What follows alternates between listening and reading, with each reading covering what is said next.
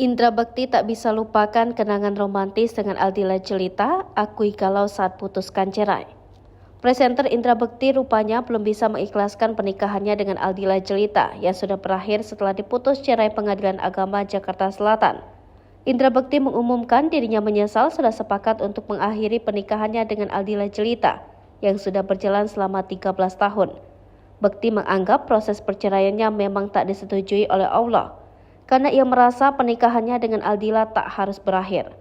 Pria bernama lengkap Bekti Indratomo mengakui saat proses perceraian terjadi, dirinya langsung mengiyakan tapi kondisi hati dan batinnya tidak sehat. Bekti merasa belum bisa move on dari Aldila, sebab selama 13 tahun bersama dan dikaruniai 3 orang anak, banyak sekali kenangan yang mereka ukir dan tak bisa dilupakan. Bahkan sampai merasa kesepian sebab selama menikah, Aldila Jelita menjadi warna yang berarti dalam hidupnya.